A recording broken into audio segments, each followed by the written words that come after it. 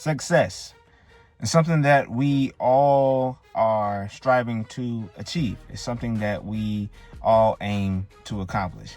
However, failure comes with the process. It's not your identity, it's your process.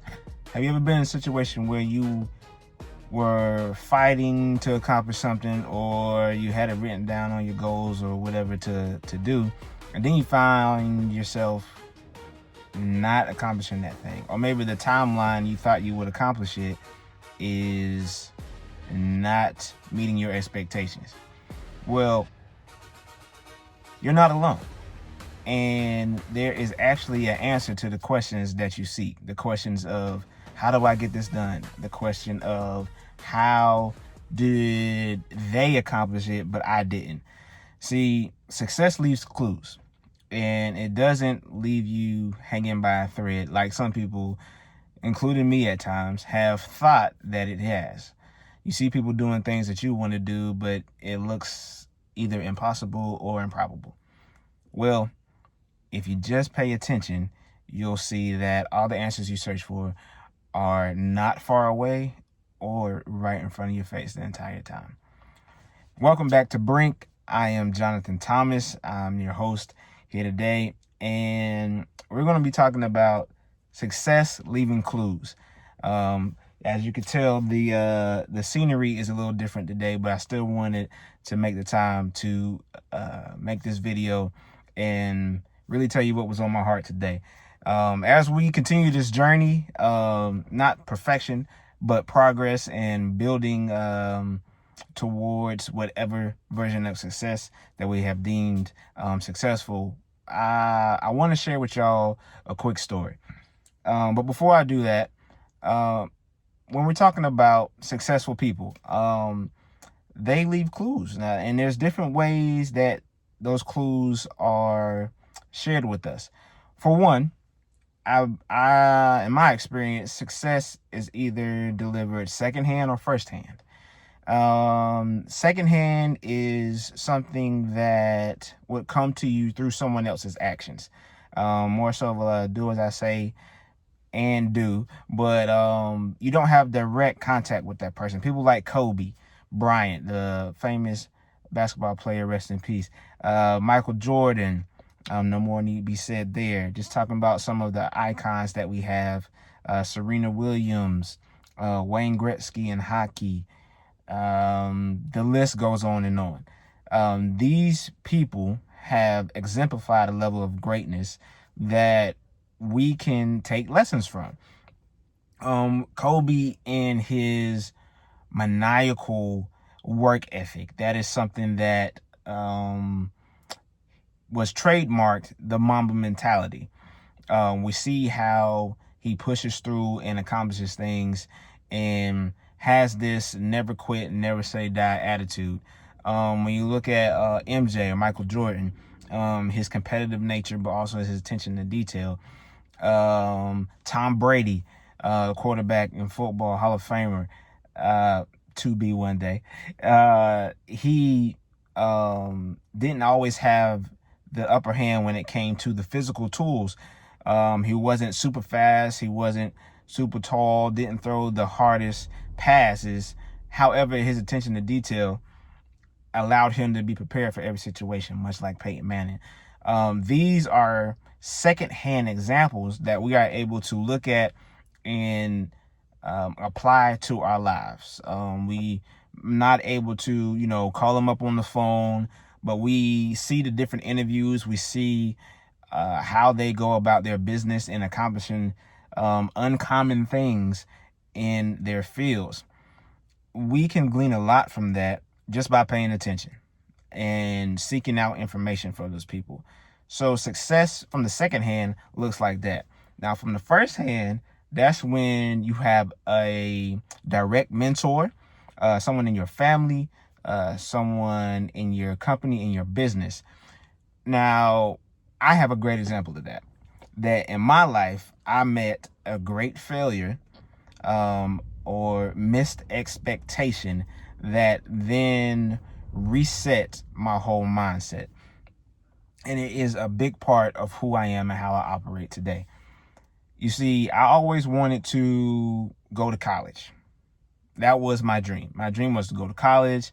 At 5 years old, for whatever reason, I wanted to get an electrical engineering degree. And there really was no dancing around it. There was no plan B. That was what it was. So from my perspective, I was like, I'm gonna go to school, I'm gonna smash it, I'm gonna kill it, I'm gonna do it all. Now, to leave out a great bit of detail, let's just say you're supposed to graduate in 4 years, right? Some people say 5, etc., whatever. But some of the people I went to school with my whole life went to school with me too. So, I had them to see, and some of them were in engineering fields, medical fields, pre-med, and across the whole gamut, right? My then girlfriend, now wife, graduated. 4-year degree, boom, boom, boom. We go to graduation. We also started school at the same time. I'm going to her graduation. I'm not going to ours. I'm going to hers. And we're all sitting in the stands, and it's a blessing. It's wonderful. But something hit me as I saw people I went to elementary school walking across the stage, or even just getting in their seats. I was like, I'm supposed to be there. I'm supposed to be walking across that stage. My then girlfriend, now wife, we were supposed to do this together. That was kind of the expectation, the goal. It was like, oh, we started this thing together, let's end it together, and then start the rest of our lives. Well, that's not how that ended up. And for a number of reasons, I did not hold up my end of the bargain. And when I look back at that now, I was like, man, how did I, no one told me. It hit me like a rushing wave. All the people I talked to my freshman year, all the upperclassmen said, this is how you do it. Success leaves clues. They told me how to study. They told me when to study. They told me what classes to take, what classes not to take. They told me where to sit in class. They told me to come early. They told me to read my material before I went to class. They said, do all these things, and then you will be successful. They said, don't listen to your guidance counselors. Don't listen to how they tell you you're supposed to do X, Y, and Z. Do this. Now, things that can mess you up on that way, and we won't go into great detail with that, is your ego could get in the way. You trying to recreate the wheel. Someone already told you how to be successful, but then for whatever reason, your ego said, you can do it your way. That's not the only way to do it. True, fair, but to not even try, to not even attempt to do it that way was a misstep on my part. So in that moment, and I'll go a little bit further, and in that moment, I was like, oh, I'm playing games. I done messed up in this class, messed up here, made this wrong decision there, lost my scholarship. And I realized I had to put all the onus on me and had to self-reflect. And when I did, and I assessed the whole situation, all the answers seemed to come clear to me. And that is something that, for us, we need to do on a more regular basis. To look at the situation from a non-emotional, purely logical, reason-based point of view, and say, okay, what did I do wrong? What did I do right? What can I do better? That sounds pretty good, actually. What did I do right? What did I do wrong? How can I be better?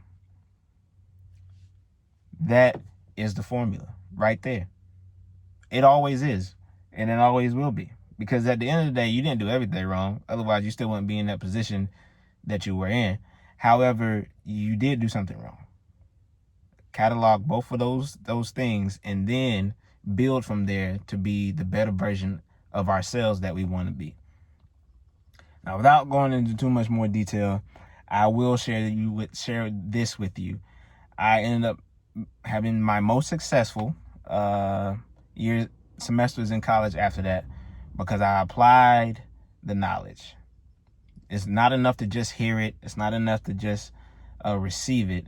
You have to, in a sense, become it. It has to be a habit, a habitual thing that you imply.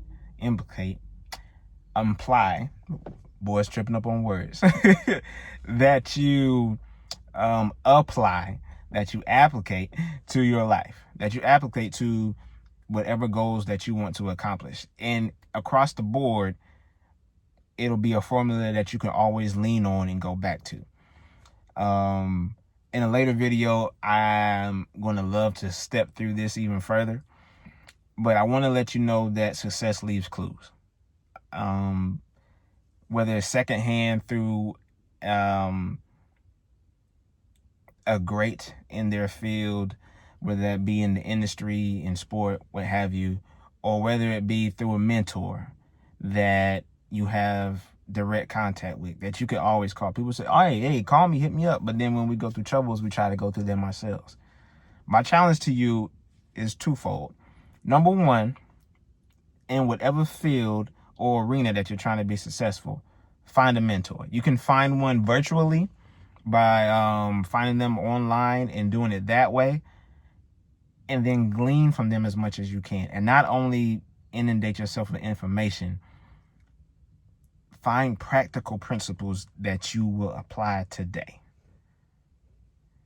Number two, so that's your second hand, is finding someone virtual, finding someone that you can see from afar. Number two is to find the first hand success, and someone that you can actually touch and put your hands on, that you can call. And call them. Don't, I hear famous people all the time say, yeah, I get my number, but nobody call. Or I got family members, I'm over here, self-made millionaire, if you want to call it that way, and they ain't calling. And they in the same situation. Don't be that person. Don't be that person. Make the call. Be better. Know what you did wrong. Know what you did right. Be better. All right? So with that, I leave you. Continue on this journey together. I love that we're doing this all together, becoming the best versions of ourselves. Continue laying that next brick, taking that next step. And remember that you're great. Catch you on the next episode of Brink. Peace.